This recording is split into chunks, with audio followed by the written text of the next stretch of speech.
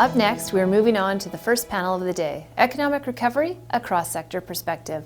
Thanks to our Q&A sponsor, Jambo, we encourage you to enter your questions for our panelists and vote on the ones you wish to have answered.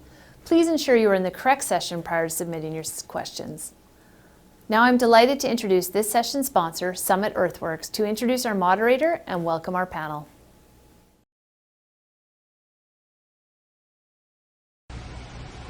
Good morning and welcome to today's Economic Recovery panel. My name is Steve Roselle, Vice President of Environmental Services at Summit Earthworks. Founded 12 years ago, Summit is an industry-leading Canadian company that provides full-service environmental solutions, specializing in soil management, contaminated site remediation, and habitat restoration, along with civil earthworks for the oil and gas and mining sectors. We serve a wide range of government, industrial, and commercial clients, working in conjunction with developers, environmental, geotechnical, and civil engineering consultants on their projects. Highlighting our full-service offerings are Summit Soil Management Centers, including contaminated soil transfer and treatment facilities and landfills designed for the safe handling and management of contaminated soils and wood waste to meet strict remediation standards for the protection of the environment. We are committed to continually invest in British Columbia and give back to our local communities. We are extremely grateful to be participating in the 2021 BC Natural Resources Forum as a contributing sponsor. Please come by and visit our virtual booth and also visit our website, www.summitearthworks.ca, for more information. Today's panel will focus on a cross-sector perspective regarding BC's economic recovery due to the pandemic's ongoing effects. And now I'd like to introduce the moderator for this session, Mr. Todd Corrigall, the President and CEO of the Prince George Chamber of Commerce. Thank you and enjoy the session.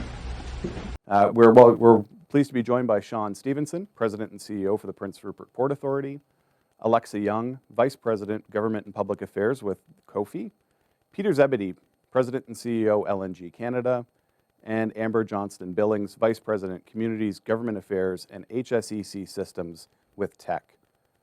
Without further ado, Shaun. Thanks, Todd. I'm very pleased to be joining the conference. I've had the pleasure of participating probably right back to the early days of the conference, and it's always great to gather and talk about things that are facing us as far as challenges, but with opportunities in the resource sector in northern BC. I'm pleased to be joining you from sunny Prince Rupert and the unceded territory of the Tsimshian Nation, and I'm grateful for the opportunity to join the conference. Maybe just talking a bit about, the Port of Prince Rupert over the last year. Despite all the challenges, both economic and operational with the COVID pandemic, the Port of Prince Rupert had another record year in 2020 with about 32.4 million tons of cargo moving through the port, almost 10% growth over 2019, and really driven by record volumes of many of the resources sectors that we serve in northern BC. Metallurgical coal set a record, volumes of wood pellets, and new volumes of propane moving through the Port of Prince Rupert are all parts of that success story. But it's important to look at those cargoes as a proxy for economic stimulus. And when we talk about moving cargoes through the Port of Prince Rupert, it's really about supporting the trade in Western Canada that the Port of Prince Rupert provides strategic market access for. We support approximately $60 billion worth of trade. The operations of the port and the transportation system that's anchored through the Port of Prince Rupert represents about $1.5 billion in economic activity. It supports 6,200 direct and indirect jobs related to the port operations. And these are jobs not just in Prince Rupert, but also across the region in places like Smithers and Terrace and Prince George. And we're really proud of that growth. 2020 represented an opportunity for the Port of Prince Rupert to maintain some degree of economic stability for the region, not only in the operating dimensions of the port, but also ensuring that we had resiliency in the market access that the port represents for Western Canadian and specifically BC resource sectors. And that wasn't easy. It came through careful coordination amongst the terminals and all of the partners that keep the port operating to ensure that we had safety protocols to maintain a safe workplace, but also maintain the trust and confidence of our workforce. And I'm proud of what we were able to accomplish over the last year. But as I mentioned, the port unto itself is an industry that creates economic opportunity across the region, but most importantly, it creates a strategic market access for the industries that it serves. And that is where there's tremendous opportunity from an economic stimulus standpoint to really assist in the recovery out of the COVID pandemic. Our focus on cargo diversification over the past decade and building new capacities has been a big part of that story, and we're continuing to see that growth and expansion, which I'll touch upon a little bit later. Front and center in all of this has been our commitment to Indigenous partnerships, and I was really interested to hear the opening remarks. We see our relationship with our local First Nations partners as the most critical and the most important as we look to grow and expand. Today, we have agreements in place that involve revenue sharing, employment opportunities, infrastructure, construction opportunities, and other port-related businesses that have entrenched our local Tsimshian community members in the growth and expansion of the port. In fact, today, we estimate that 34% of the workforce within the terminals and operations within the Port of Prince Rupert are from First Nations. And we've got more work to do in that regard, but it really is a testament to our shared commitment to seeing those economic opportunities created locally and to the benefit of all communities. A big part of our focus, though, is also on sustainability. Our ability to continue to expand the opportunities that a growing port represents, from a market access solution for our resource sectors or as an economic generator unto itself, has to come from smart planning, robust project review processes when we talk about environmental assessments, and ensuring that we're continuing to reduce the environmental footprint of an operating port. PRPA, the Prince Rupert Port Authority, is already recognized as an environmental leader in the North American port industry, but we've got continued commitments that we're going to strengthen, including a commitment to reduce our carbon footprint by 30% by 2030. Equally as important is ensuring that we have a safe port, and we continue to make investments in more robust safety regimes, including things like shore-based radar and navigational aids, to ensure that we can make a safe port even safer going forward, especially as we grow and expand. So looking ahead and what the port might play as a role in economic recovery, we've got a good formula, and we've got a compelling competitive advantage in many of the terminals that we operate today. We continue to focus on how we can innovate and modernize supply chains, creating more value to the industries that we serve in northern BC. And that will come from continuing to grow and expand the port through the expansion of existing terminals, through the development of new terminals and other logistics facilities. And we expect to develop and expand the port to 60 million tons of cargo within the next decade. That's effectively doubling what we do today.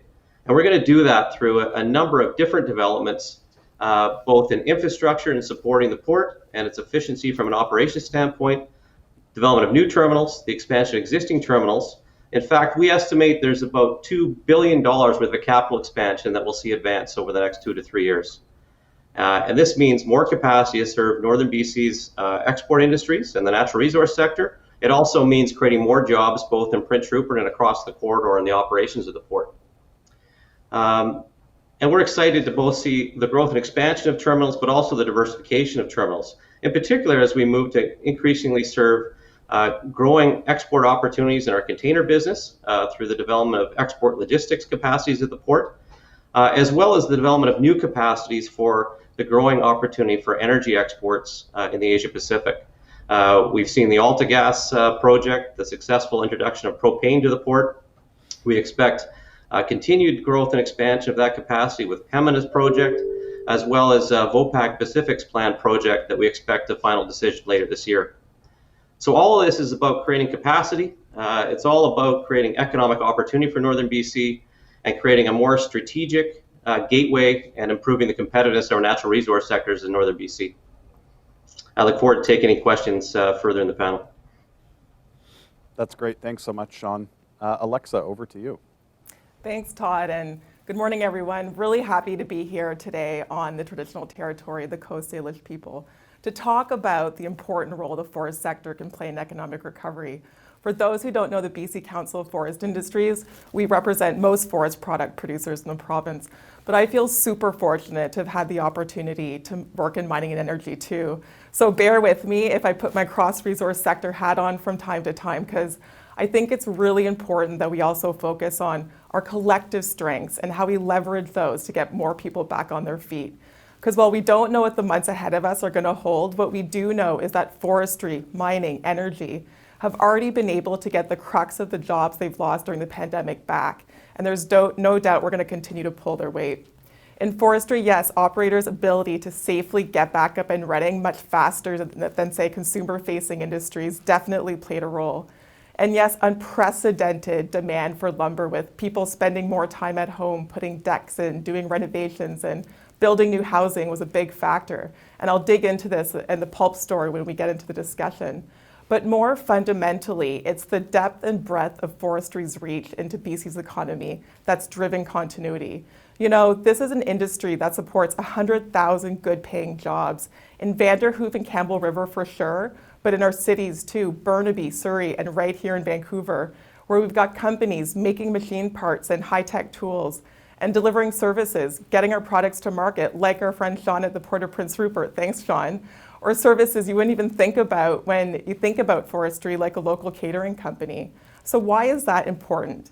It's important because you need private sector engines. You need to anchor jobs. You need to anchor economic activity to enable resilience, so that when times get tough and Mary's thinking about whether she can keep her restaurant open, or Ed's wondering if he can keep his full-time staff on payroll at his repair shop, or Shaun, who I'm clearly decided to pick on today, is thinking about going full speed ahead with a major expansion of the port, they know there's big employers out there putting money in workers' pockets, paying bills, investing capital, and keeping the whole economy humming.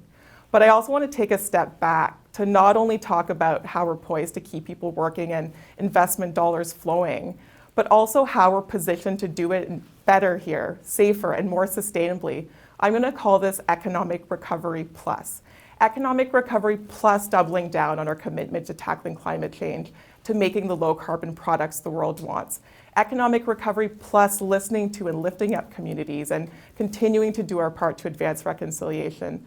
Economic Recovery Plus innovation to sharpen our competitive edge, diversify our products, and continuously improve our sustainability practices. Because we know this is critical to our success.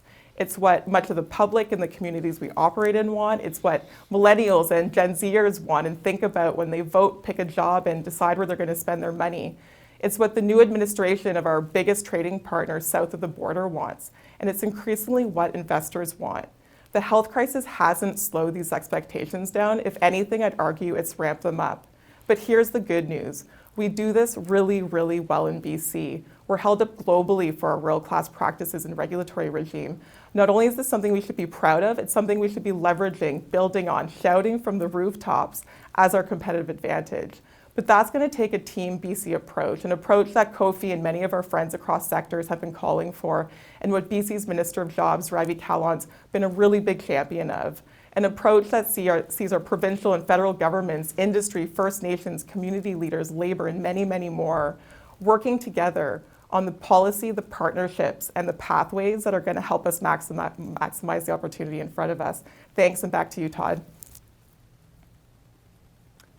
Thanks so much, Alexa, and thanks to social distancing, we don't have to worry about you and Shaun having any fisticuffs over who's throwing who down.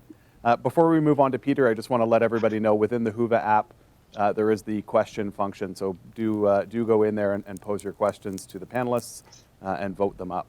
And having said that, Peter, over to you. Thanks, Todd, and thanks, Alexa, for not picking on me to pick on this morning. But I'd like to say hello to everyone, and first of all, start by acknowledging that I'm speaking from the land of the Coast Salish peoples, including the territory of the Musqueam, Squamish, and Tsleil-Waututh nations.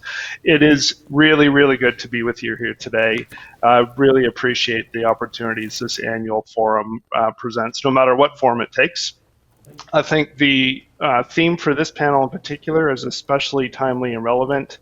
It really should be no secret that our sector and our combined efforts are helping to lead the province's recovery. That recovery and our future success really depends on how we sustainably and competitively develop BC's abundant natural resources in partnership with communities, Indigenous groups, and governments at all levels. Responsible resource development depends on three key pieces that I want to talk to you about here today, and those are resilience, relationships, and reconciliation. And starting with resilience, like most provinces, BC almost certainly experienced an economic contraction in 2020. And this year, economic growth is expected to be relatively small. And that's nothing to celebrate, but we should not lose sight of the fact that according to most forecasts, BC's economy continues to fare better than those in other provinces. By all accounts, this is thanks to our incredible natural resources sector and to major energy projects like LNG Canada, like Coastal GasLink Pipeline, like TMX. These projects will help to backstop the provincial economy for many, many years to come. And now to relationships. As you've probably heard, and maybe too often, that LNG Canada is considered to be the largest private sector investment in Canadian history. But what does that actually mean for us as British Columbians and for Canadians who are looking to us for employment opportunities, training, technological, and environmental advances? I can give you many examples of where these intersect, but none better, I think, than our relationships with Indigenous groups and local communities. We put considerable effort into establishing those relationships. Working closely with Indigenous communities from the beginning put us on the path to reconciliation. Building meaningful and lasting relationships did not stop at our final investment decision back in 2018, and I can't overstate to you how important this is. Canada's Truth and Reconciliation Commission made clear that true reconciliation includes economic reconciliation. And that's access to jobs, training, education, and ensuring that Indigenous communities acquire sustainable, long-term benefits from economic development projects such as ours. Our relationships with Indigenous and local businesses continue to develop, and they've already started to produce results. The cumulative value of our project's contracts and subcontracts to local, Indigenous, and other businesses in BC continues to grow, and it's already reached over $3 billion. This includes close to $2.5 billion to Indigenous-owned and local businesses. An exciting example of how together we're driving employment and sustainability is High Sea Marine. This is a unique partnership formed between the Haisla Nation and North Vancouver-based Seaspan. High Sea has a large contract with LNG Canada to build and operate escort tugs and harbor tugs required for our export facility in Kitimat. Using battery electric power and natural gas instead of diesel fuel, they'll form one of the greenest tug fleets ever assembled anywhere in the world. That's part of a larger value chain that emphasizes low emissions. With our low carbon natural gas and electrification upstream, emissions controls along the pipeline and at the Kitimat LNG plant, our GHG intensity will be 35% better than the next best LNG facility and a full 60% better than the global average. I think that's a competitive advantage for both LNG Canada, but also for BC as we enter a global market that's increasingly looking to LNG for lower carbon energy. And that brings me to another opportunity, new voices and leadership in our sector. As I'm sure you're aware, Cedar LNG is a proposed LNG facility that would operate close to ours in the Kitimat region. The Haisla Nation has a direct ownership stake in Cedar LNG, and Haisla women have leading roles in this proposed development. This is very, very encouraging. It's my strong belief that while BC's present recovery will rely on projects like LNG Canada, the province's future, its economic and social success will include many new participants, and we'll all be very much better for that. Thanks. Thank you so much. Amber, over to you. Thanks, Todd, and thanks, Alexa, for not picking on me either. Good morning, everyone. I'd also like to start by acknowledging that I'm speaking from the unceded territories of the Coast Salish people, including the Musqueam, Squamish, and the Tsleil-Waututh nations. I'd also like to thank the BC Natural Resources Forum for hosting this event.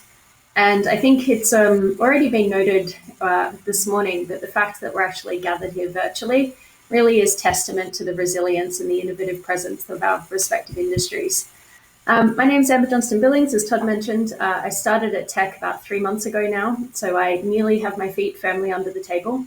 My role covers a range of areas, including community investment, partnerships, human rights and Indigenous affairs, government relations, including a number of regulatory files, and HSEC systems, which is effectively the governance and data around our health, safety, environment, and community portfolios. So to introduce Teck, for those of you who don't know, Teck is Canada's largest diversified resources company. We have mines primarily in Canada and most of those in BC, the US, Chile, and Peru. We are committed to responsible mining. I think we have an excellent reputation in this space, and it's not just Teck saying this. Teck last year was again ranked as the highest performing mining and metals company globally by the Dow Jones Sustainability Index. So that's a huge achievement. It is a particularly huge achievement when you look at the amount of environmental, social, and governance performance, or ESG performance, that's required in today's world and expected from society. So we're focused primarily on producing the metals used in the low carbon transition. So this includes copper, zinc, steelmaking coal, as well as a number of investments in energy. In BC, our operations include the 4 steelmaking coal mines in the Oak Valley, Highland Valley Copper, which is located near Kamloops, and of course our trail operations, which many of you will know. It's one of the world's largest fully integrated zinc, lead, smelting and refining complexes. So economics was the focus of the panel. And I just wanted to touch on the economic benefit that Teck provides both to Canada and to the world. So when we look at our community investment, our payments to employees in wages, and also our supplier spend, so what we reference as our total economic activity, we contributed close to $12.4 billion in 2019. $9 billion of that was directly into Canada, and the vast majority of that into BC. So we support about 8,000 employees. Many more of those jobs are created indirectly, obviously, in support sectors and other industries that help our mines operate. And of course, we can't forget the families and communities that also depend on the individuals that are working in those jobs. So for us, the pathway forward to economic recovery is really about working in partnership with others. We've heard a lot about reconciliation today, and of course, I'd like to talk more about that as we dive into the rest of the panel. If there's anything that the pandemic has taught us, it's that we're all pretty heavily interconnected, and that obviously resilience will be achieved through working together. And so I look forward to talking on the rest of the panel and answering some of the questions that those in the audience may have about our operations, reconciliation approach, community investment, and so on. And I'll pass it back to you, Todd. Thank you so much, Amber, and thank you to all the panelists for their opening statements. I will note, Amber, you've only been there for 3 months, but 3 COVID months, I believe, is the equivalent of 3 years, so you're a seasoned veteran now. With that, you know, everyone has sort of touched on this community engagement and the community partnership piece, and I know we're going to dive into that, but as Alexa notes, the tenor of this is to talk about the economic impacts in our industries. So question 1 for the panelists, and maybe we'll start with Alexa and work our way back through. Globally, economists have noted that our resource sector will lead us forward through recovery, but the resource sector has proven remarkably resilient during the COVID pandemic. How has your industry specifically been able to weather some of the most challenging times experienced in our collective history? Well, you know, Todd, from an operational standpoint, I'd already touched on this a little while ago, you know, we were able to put safety plans in place and get back up and running much quicker than consumer-facing industries, and that was a team sport. You had labor unions, you know, public health authorities, the BC Forestry Safety Council, all rolling up their sleeves to get that done. But it would be really hard to miss what was happening on the demand and the product side of the equation. On the pulp side, you had product going into PPE and essential goods, so face masks and cape and gowns and hospital bedding. You know, I don't think any of us are going to forget anytime soon that incredible run on toilet paper. I think it's all seared in our collective memories. You know, at-home shopping. I'll leave all of you think about how many fiber-based boxes and packages have been delivered to your doorsteps, and that'll give you a sense of where we're at on the pulp side. But lumber, and I talked about this in my opening remarks, and I talked about home renos, but what I didn't talk about was that home renovation story was really colliding at the same time that we saw another big demand event in the United States, and that was the incredible demand for new homes, or housing starts as they call it, in the sector. And this was demand that the industry hadn't seen since 2006. And there was a bunch of reasons for that. You had this big demographic group, 30 or so year olds coming to that age where they were looking to buy a house and settle down at the same time that you had an incredible shortage of supply in the States. And so with American producers continuing to not be able to meet that demand, BC producers saw a gap that they were able to fill. And so when you combine those demand stories along with some of those strengths I was talking about earlier today, you had an industry that was able to weather the storm a little bit better than others. Yeah, great. Thank you so much for the analogies. Peter. Yeah, thanks, Todd. I was reflecting with a colleague the other day when I took the role a year and a half ago. Global pandemic wasn't in the fine print, but I think if there's one thing to my last 20 plus years in the energy industry has taught me is that expect the unexpected. I think for me, early days of the pandemic really were very similar to my experiences in the Fort McMurray wildfires, which for me was a defining moment in my career and certainly in my life. But when we put together our response to COVID-19, we needed to keep it simple. And so we set out, 3 simple priorities for our teams to, guide their decision making. And those 3 priorities were protecting our people, protecting the community, and protecting the project. And while it seems, quite simple, that was really helpful, to unlock the potential of our organization to make the right decisions. And so right from the start, where we demobbed a significant amount of our workforce, to kind of manage the situation, to managing through the pandemic and ensuring that we had the right controls in place, we had the right cleaning protocols, we have a safe place for people to isolate if they're required. Really took on a huge measure of importance. We also recognize that we're a big part of the economic recovery, like I spoke to in my opening remarks, and so that is important not only to LNG Canada but also to the province. And so keeping people safe, doing our utmost to keep the community members safe, and really persevering, through all of the implications of COVID on our business was so important to us. And in large part, we've been quite successful to mitigate through the impacts of the virus on the project. I think it's a real sign of the resilience of the people working on the project. It's a real source of pride for me. And it's something that we're going to have to continue over the next year or so to see the tail end of this virus, hopefully. Yeah, I really appreciate that message of simplifying what you want to do. And I think a lot of small and medium-sized businesses can take away from that too, that they don't need to be grandiose plans. They need to be simple yet effective. Amber, from Teck's perspective. Yeah, I've worked in the mining sector now for over a decade, and I would say that if there's there's a couple of things that the mining sector is good at. One is weathering up and down cycles, and the other one is their approach to health and safety. And so from the perspective of weathering the up and down cycles, I'm proud to say, and I obviously wasn't at Teck at the beginning when these decisions were made, but we did maintain operations the whole way through the pandemic, and we intend to, obviously, throughout the rest of this year as it continues. We didn't change anyone's take-home pay. No one lost their job as a result of the pandemic, so Teck really made sure that we didn't reduce headcount, and we were very clear at the beginning of this process that we wanted to make sure that people's health and their mental well-being around security in their job was safe. So I'm really, proud of that coming into this company halfway through the response period. On the point around health and safety that I made, the mining sector, I think we're known as global leaders in being able to protect workers. At Teck, there were a number of things that we put in place. We worked very closely with the health authorities at the beginning of this to try and understand the nature of COVID-19, how quickly it spread, etc. We went through a process then of designing some fairly significant safety protocols. They're very simple. They focus on a lot of the things we're being asked to do at home already. So in some cases, for example, we did change the way that our work crews operated so that we could maintain things like physical distancing protocols.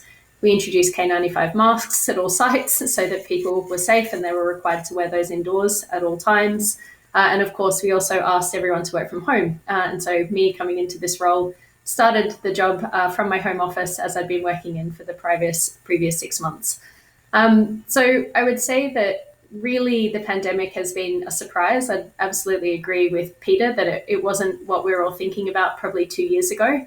But if any company and any sector is well designed from the beginning to handle something like a pandemic, it is probably the mining sector, because we already have existing safety and health protocols in place.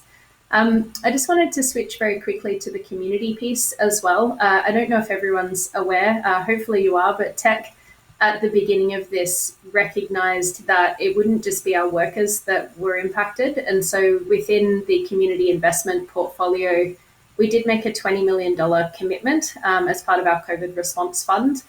And a lot of that funding went not to our sites, obviously, but it went out into the community. And so that was increased PPE for medical workers. We also funded a number of projects to install copper surfaces at Vancouver General Hospital, Lionsgate Hospital, Iquique Hospital in Chile. And you would have seen, and I'll pause there to hand back over to you, Todd, but on the TransLink project, I'm sure many of you would have seen the copper-wrapped buses and the SkyTrain. And the intent of that is that on surfaces that are high touch, we recognize that that's a vector for disease, and we absolutely wanted to make sure that by putting copper surfaces in there that we could reduce that transmission. So we can't really get back to an economic recovery until we get past the pandemic. And I think Teck recognized very early on that it was going to be this coordinated investment, both between the way that we focused on our workers, but also the investment that we put into the community. And part of that is things like our copper and health program. Yeah, that TransLink program was very interesting. Even being up in Prince George, we saw that on the news. I thought that was a fantastic initiative. Shaun, I'm sure the port has a pretty unique perspective on this, given goods and individuals moving in and out.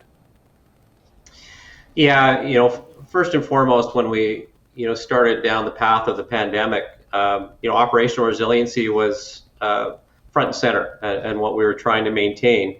And that starts with ensuring that we've got a safe workplace for our workers. And through careful coordination with federal and provincial health authorities, organizations like the BC Maritime Employers Association, working with the unions on the waterfront, as well as locally between the Port Authority and our terminal partners, ensuring that we had regimes in place that ensured we mitigated the risk of transmission of COVID, but also ensured that we maintain the trust and confidence of the men and women that keep the port operating.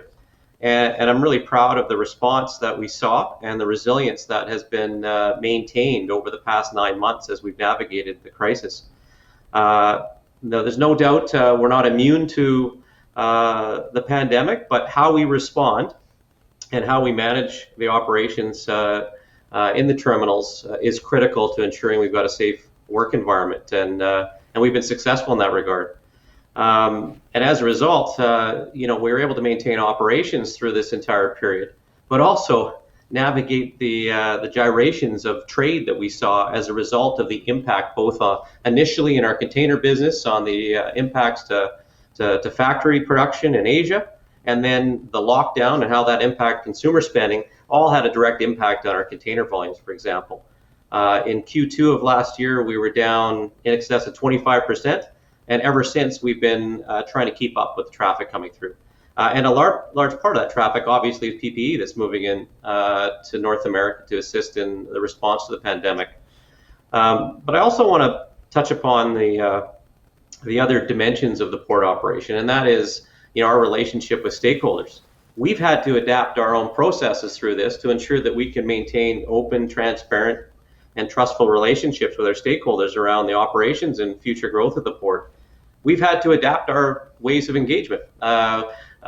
We went through a land use plan review last year that we had to look to online platforms to create those spaces for conversations and dialogue around land use planning.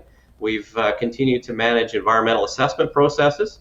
And frankly, there's a lot we can learn from those engagement platforms that perhaps they're more effective than what we've traditionally used as, say, town halls and open houses. So there's a lot we can take away from this experience to actually make us better going forward. But I think, most importantly, careful coordination between all of the partners that make the port operate to ensure that we can make the workplace safe and ensure resiliency in our operations. Fantastic. Thanks so much, Shaun. And I'm going to move here to one of the questions from Huva, and I'm going to apologize to Mike Van Helleman early on because I'm going to adapt this best to fit for everybody. Are any oil refineries, so let's just change that to any projects within your own verticals or your space, planned to be built in Canada to increase our value-added exports and create local jobs, help meet current demands instead of plans to export raw materials and associated jobs? Would this help our economy carry forward? I'll throw that to Peter. I kind of knew that was coming, Todd. So I don't know if I'm going to comment on the refining business, but I will talk, of course, about Canada LNG. It is of course a showcase project that will export low carbon natural gas to Asian markets that need it so badly. It creates jobs and well paid, well compensated jobs here in the local economy. It differentiates ourselves from our competition in that our carbon our carbon footprint is so much smaller than that of our competition, and feeds into a market that is growing. The global LNG demand is expected to double by 2040 to over 700 million tons. So it fills a gap, makes life better for people in Asia, and fundamentally, delivers value into the global marketplace. I think that's what we're all about here in BC and certainly in Canada, and I hope to see many other LNG projects kind of follow on in our footsteps along with that. Fantastic. Yeah, and you did mention Cedars LNG just earlier, which is why I went to you first on that one. Yeah. Amber, maybe any Todd. value-added mining projects you see coming forward?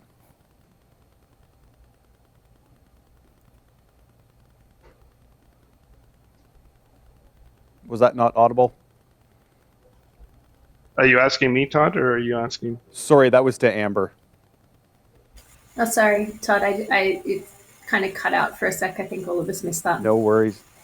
No worries. Any value-added mining projects you see coming forward that will help reinforce our economy? Yeah, I mean, absolutely. We have our trail smelter, which is obviously a big bastion for things like the circular economy. We recycle a lot of content through there. I would say other major projects for Teck, and that's where I'll focus attention versus the broader Canadian economy. We're investing really heavily in BC. We have plans to be here for a really long time. We've got 3 very large projects that are underway at the moment. One of them is expanding our existing Fording River operations in the Elk Valley. So you'll see that that's currently proceeding at the moment through a joint provincial and federal regulatory review process. Just on the value-added piece, that adds about 1,400 jobs to the Elk Valley region, which is enormous in terms of continuing prosperity for that community into the next decades. We're also continuing to advance our Neptune bulk terminals. So you would have seen that we've been progressing this upgrade for a while. So that's one of the primary terminals for exporting a lot of our steelmaking coal. So we do expect that project to be completed in Q1. So that's really exciting for us. Obviously, that also creates a lot of resilience in terms of our broader supply chain. It's really focused on increasing our terminal loading capacity as well. So that will lower our overall logistics costs. And the intent of that is that we are hoping to obviously expand that steelmaking coal mines in the Elk Valley. The other big project that I would talk about, and you would have seen this in a number of our marketing materials, also based in BC, is the Highland Valley Copper Mine. So we're looking at HVC 2040. So that's looking at expanding copper, that HVC copper mine out to 2040. Enormous benefits for the region, both in terms of jobs and also obviously revenue for the province. On the basis of value-added pieces, obviously we're a raw materials provider, so it might be, I might potentially pass over to Alexa in terms of value-added piece for the resource sector in BC. Yeah, sure, thanks. Thanks, Amber. And, you know, BC's forest sector has a very broad portfolio when it comes to diverse products. We've got lumber, pulp and paper, pellets, glulam, CLT, you know, mass timber. And when you think about the world's demand for low carbon products that are renewable and sustainably produced, we're here to meet that demand, and everyone's looking for new and great opportunities to expand that value-added portfolio, you know, especially to meet that demand. But, you know, the fundamentals need to work, and it's really capital intensive. And, you know, the good news is that we do have members, we do have producers in BC who are spending money, who are investing in retooling their mills to capitalize on what is growing markets like paper packaging, for instance. Our member Paper Excellence just announced a major investment to retool their mill. So there's lots of good stuff happening. We've got to get the fundamentals right in BC so that we can support increased investment in these highly capital intensive exercises. But it's certainly all something that we're looking to roll up our sleeves and do together. Fantastic. Shaun, you've talked about port expansion, you've talked about land use planning. These are probably all for good reason due to increased volumes or anticipated increased volumes. What value-added projects do you see? Well, much of what we do is enable market access, and part of that is understanding, you know, what future capacities and you know, supply chain solutions might exist with the port. We see tremendous opportunity to look at our energy sector within BC and create a market access that's going to create more value back to the production, but also assist in moving off of more carbon intensive energy, for example. You know, I think Peter mentioned the role that LNG will play. Well, you know, those natural gas liquids, which is largely what we're focusing on creating capacity for, propane, butane, the opportunity for natural gas as feedstock to methanol. All those opportunities are value-added opportunities available to BC to assist in the greening of energy in Asia. Another dimension of what we're handling today is growing volumes of wood pellets. They were a big part of our story of growth last year. Those wood pellets are increasingly going into power generation in Asia that's displacing thermal coal and reducing the carbon intensity of that energy profile. So there's tremendous opportunity for BC industries, the natural resource sector, to play a hand in that. When we talk about the forest sector, you know, forest products are our largest export in containers going out of the Port of Prince Rupert. We think there's tremendous opportunity to look at those supply chains and logistics systems and optimize them to create greater value and greater precision in inventory management back to you know, exports of lumber, wood pulp, and so forth. And we're building capacities here today that will create that opportunity for the forest sector to be more competitive in global markets. Fantastic. I just want to pivot back to the community discussion that we started with and make sure we have some time to cover this, because I think it's vital to the whole recovery equation. So we know our resource sector has built some strong relationships in their community and some strong partnerships. In your experience, what do these partnerships mean to your project and company, but also how do those play a significant role in the overall economic recovery here in BC? And we'll start with Amber. Thanks, Todd. I mean, I think I mentioned in my opening comments that partnerships are essential, and Teck has been recognised for knowing this and acting on this for decades. I mean, I'll talk a little bit about reconciliation first, and then I can jump into the community investment piece more broadly. So Teck has agreements in place at all of our mining operations within or adjacent to Indigenous peoples' territories. So that's an enormous number of nations that we interact with on a day-to-day basis. Specifically, we have 74 different impact management and benefits agreements. Each of those would have a number of signatories to those. I noticed the earlier opening remarks, there was a focus on self-determination, and I'd really like to put forward very clearly that at Teck we're very aware of the need for self-determination. We were really pleased to see the DRIPA legislation unanimously pass in BC, and of course the C15 UNDRIP bill tabled at the federal level in December. Without us having a good relationship, but also a framework for agreement, and our parties to those agreements in a position where they feel empowered, where they do have the ability to provide consent, we don't get the project certainty that we need. And so partnerships are really important, both on that relational sense, but also in that contractual sense. So we are looking at those partnerships with both government, broader society, and explicitly Indigenous people as being critical for us to be able to progress any of those large projects, which I mentioned earlier.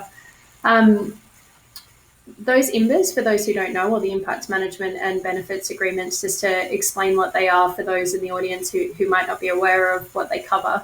They're effectively a framework for decision making. In the past, a lot of the time it's been focused just on consultation. Obviously, we see them in the future as being a process for consent seeking, and we're looking at doing that through all phases of the project lifecycle. They also form the basis, and this is agreed between us and other parties around revenue sharing agreements. And I think as we go into the new economy and a post-pandemic world and a low carbon economy as well, which we can talk about later, we're really hoping that those IMBAs provide the framework for those continued relationships, and that a lot of those material project decisions, which relate to everything from land use to revenue sharing to actually achieving things like self-determination, will come through that process.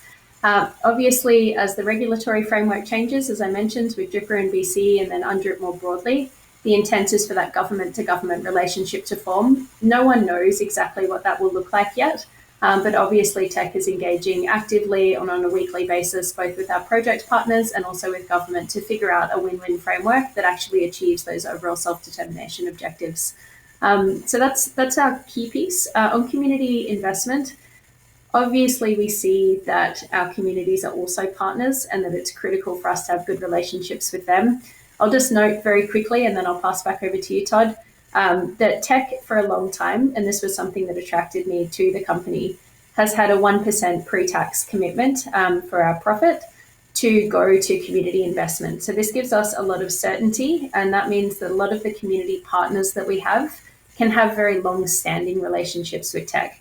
So instead of these being kind of ad hoc community investment pieces, it means that we have dedicated funds so that we can work with partners for a really long period of time, which means that over time you'll see that Teck actually delivers larger legacy projects, which is, I think, why we're sitting in the position we are reputationally and with the relationships that we have. Fantastic. Thank you so much for that. Shaun, I'm going to move over to you, and I know you mentioned in your opening remarks the value of those partnerships that you've been able to develop throughout northern BC. I know here in Prince George we're beneficiaries of that, certainly too, with CN's substantial hub here, moving products through here. What can you talk about from community engagement and involvement? Well, building and maintaining our social license, in Prince Rupert and the surrounding area is fundamental to continuing to see our current operations and the future growth and expansion. You don't have to go back that far to look at some of the support we've had from across the corridor to actualize the growth and development we've seen at the Port of Prince Rupert. The Northwest Corridor Development Corp was a collaboration of communities across the region, in fact in Western Canada, that saw the strategic opportunity that the Port of Prince Rupert represented for economic growth across the region. But equally as important is our relationships locally in the community and with our area and surrounding First Nations communities. And that continues to be an area of growing focus as we ensure that we both have open and transparent operations, but ensure that there is entrenched sort of economic participation, if you will, both within the community of Prince Rupert and the communities across the corridor, but also with our First Nations partners.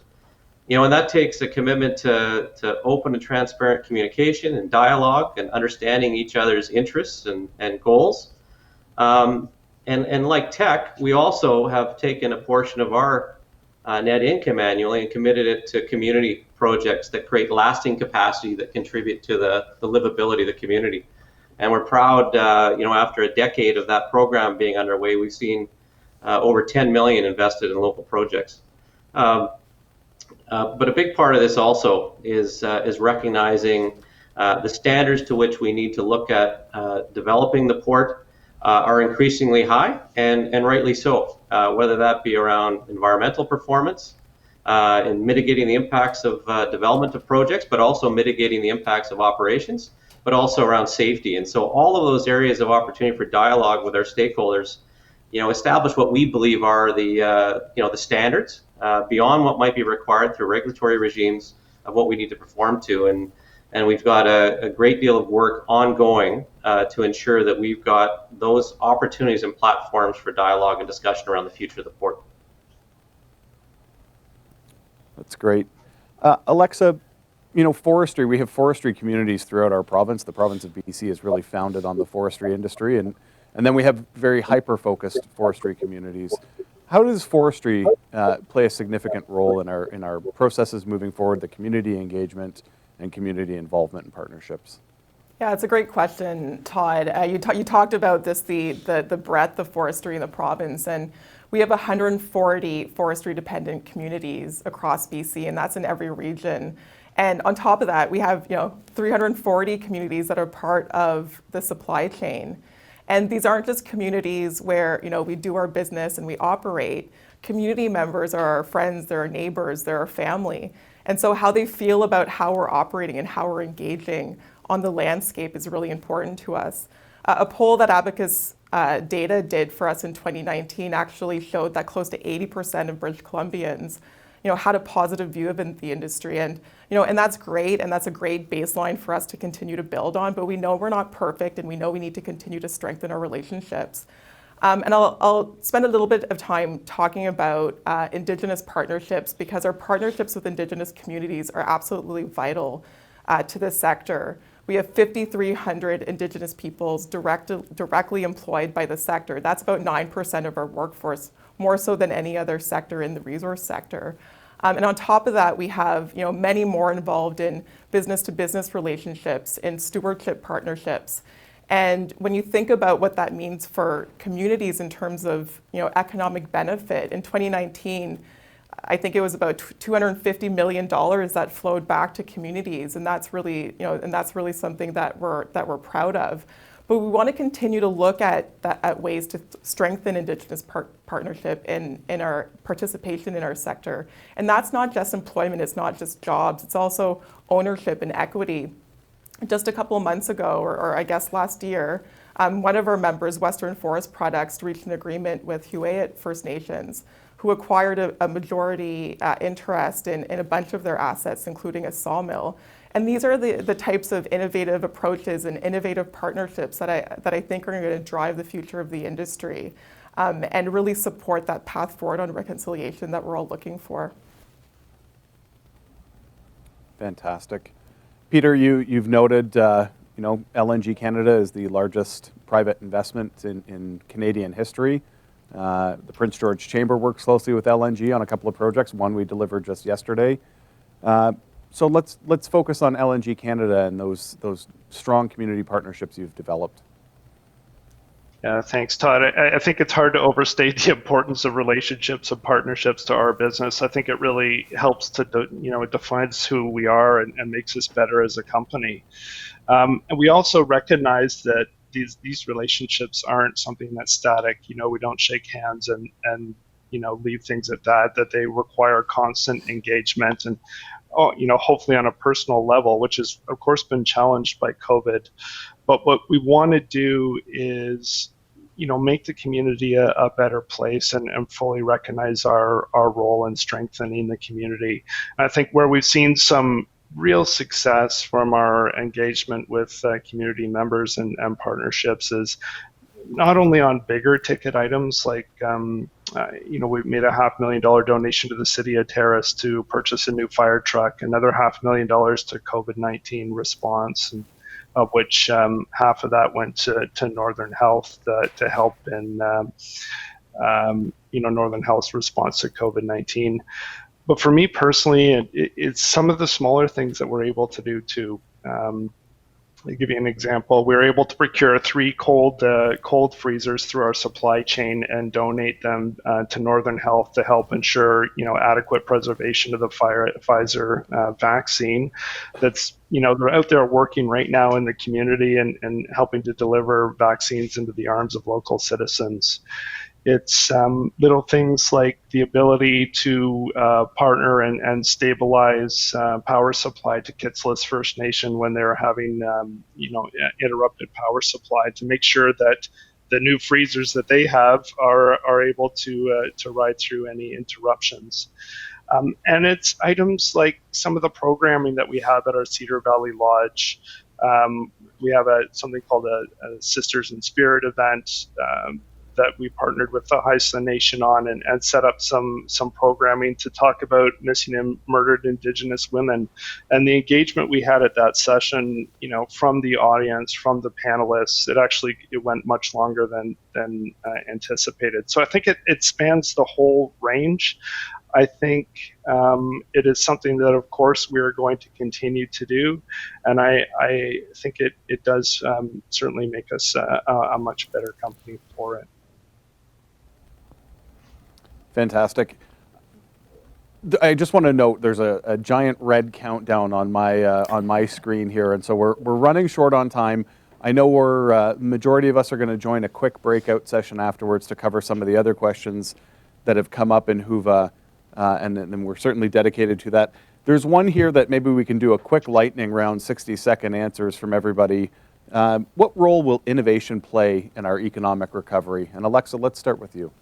Sure. Well, as someone who shares my name with a certain virtual activated voice assistant, I'm very well aware of the fact that technology is changing everything that we do, and big data is really going to drive that. And I think the story for the resource sector is twofold. It's one, we're technology adapters, so we're investing in new ways of doing things and new technologies. And I'll use the forest connectivity machine project that we're doing with Mosaic and other partners through the Digital Supercluster.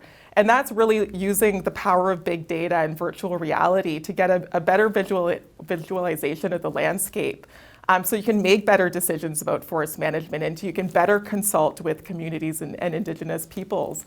And so that's really great. And I think the second story, and I'm trying to meet my 60-second deadline here, is really the fact that these big industries, these companies are the ones who have the capital that are able to invest in startups, invest in small and medium-sized firms, so that they're able to scale up and grow and export their products and their ideas to global markets. And so I think it's a win-win on a couple of different fronts. Thank you. Shaun, your 60 seconds starts now. All right, yeah, innovation is fundamental to everything we do at the port. A lot of the cargoes we handle don't need to come here. So we need to figure out systems that can create lasting value and competitive advantage to have those cargoes moving through the port. Data, AI, predictive analytics, all part of things that we can look to activate as a port, being an aggregator of data for cargo moving through the port.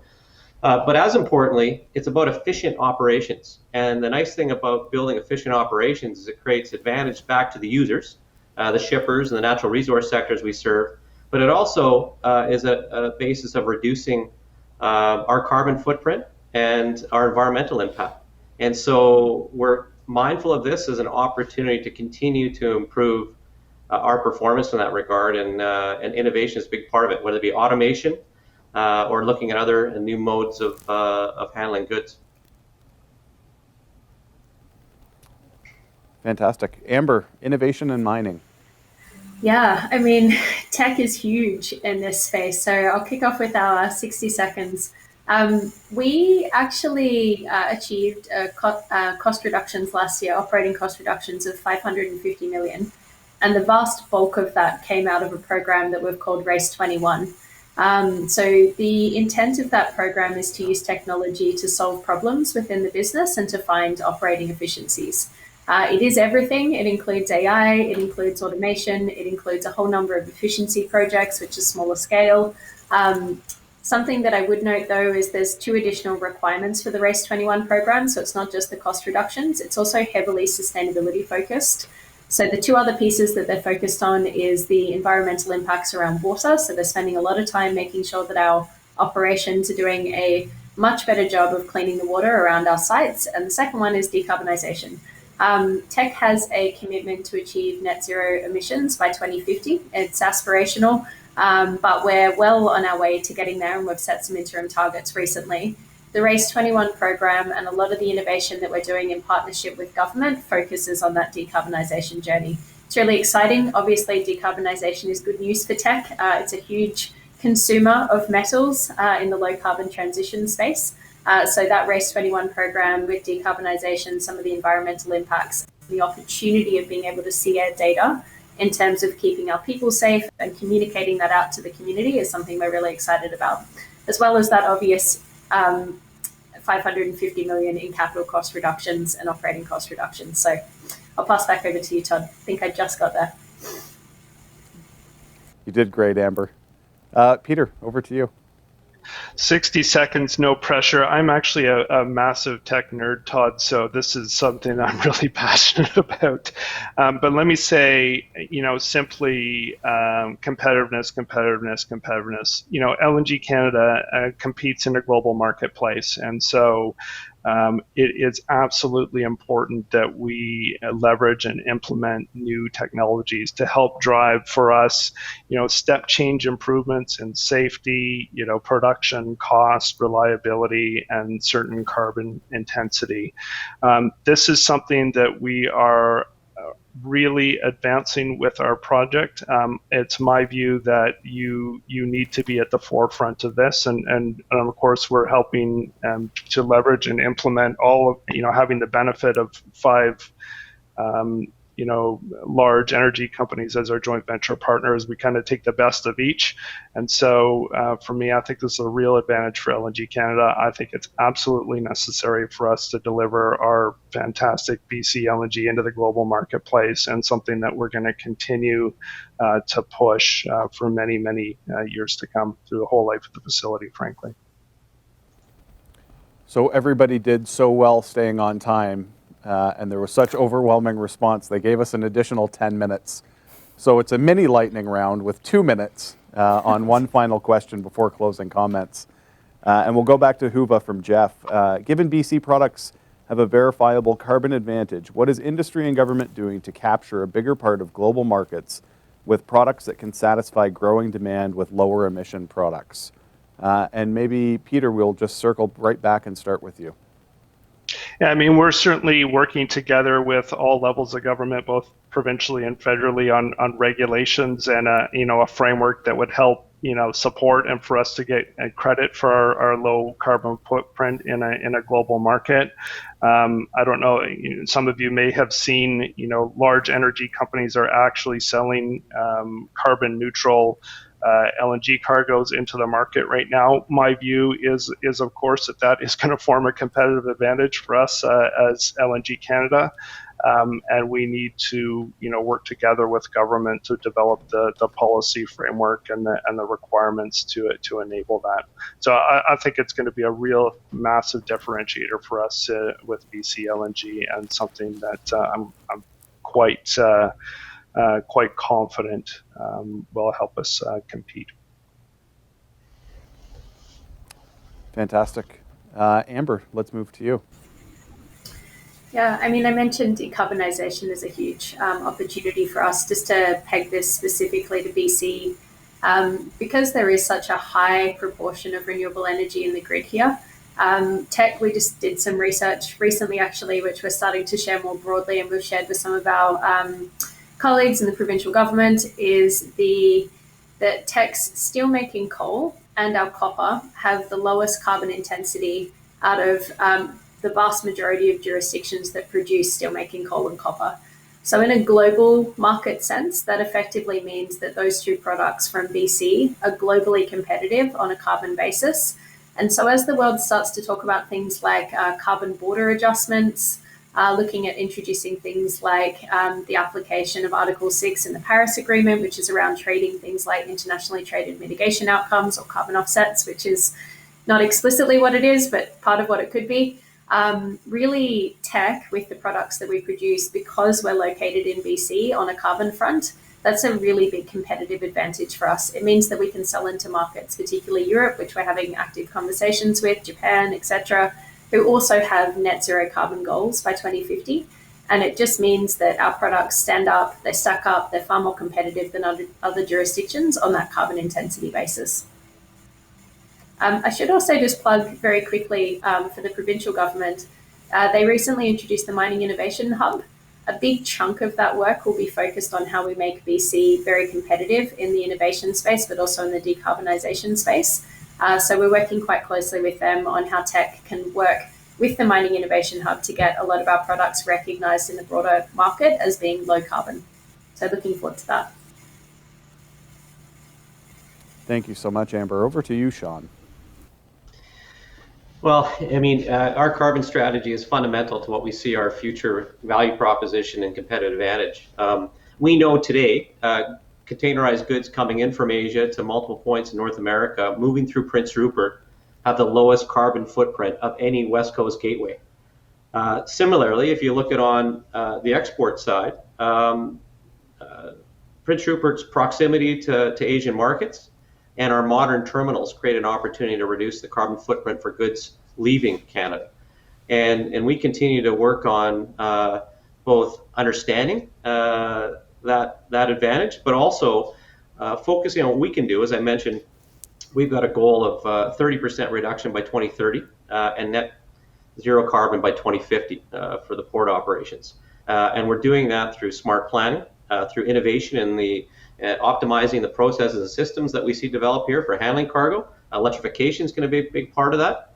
And we see it as an increasing driver to both trade decisions and also consumer preferences. We know that on the import side, Nike, Walmart, and others are all looking at full disclosure of carbon footprint of their supply chains. And it represents a potential competitive advantage for Prince Rupert that we're mindful of and want to continue to build upon. Similarly, on the export side, as you increasingly see a price for carbon, we believe it's going to be more material in the decisions made for both port choice, transportation system choice, but also informing international trade and how our resource sectors may perform in the global marketplace. So it is front and center as one of our strategic priorities and embedded in almost everything we do now. Great, thanks so much, Shaun. Alexa, if you'd like to close out this question. Sure. Well, the forest sector is tackling climate change on a bunch of different fronts.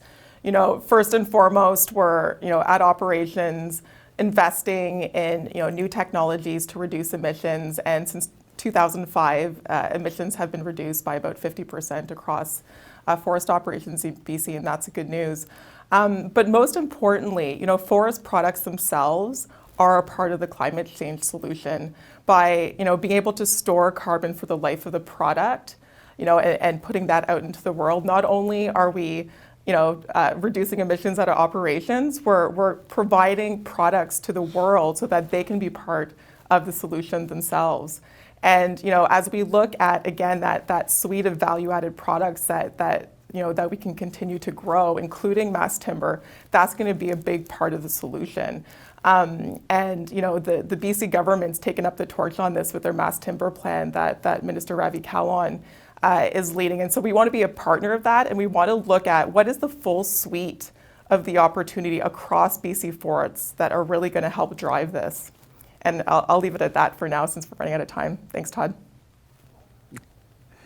Appreciate everybody rushing through that. We've got a couple of minutes left here, and maybe I'll throw a question on the floor and see if anyone is willing and able to take this. What role do policymakers have in working closely with our industries to help shape our economic recovery?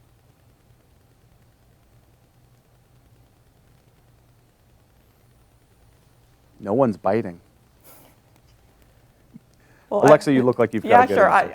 I'll take it, because I think it comes back to that Team BC approach. We're all shooting for the same thing. We're all looking to have strong, resilient communities, a clean and healthy environment, jobs for British Columbians, and so I think we're all singing from the same song sheet. And it's going to take partnership to again, think about the policies and the pathways that are going to help us have a sustainable industries across all sectors well into the future. And so I think it's really about working with government hand in hand to think about the fundamentals, whether that's, being able to do business in BC at a reasonable cost, strong regulation, but regulation that's streamlined and avoids duplication, partnering on those big opportunities to diversify product portfolio and diversify markets. Those are all things that we can do together because we can't do it alone. Thank you so much. And thank you to the panel. Oh, sorry, Amber, go ahead. Just going to say, I think Alexa added some comments to what I was saying in my earlier pieces around partnership. I think from a values basis, something that's great about working in BC is that policymakers and private business are often aligned in terms of the big picture objectives. And it's really a process of working together to figure out exactly what that looks like on a pragmatic front. But I would say that we work with a great set of regulators here in BC and that the relationships are strong and we're able to have those difficult conversations when we need to. So looking forward to 2021.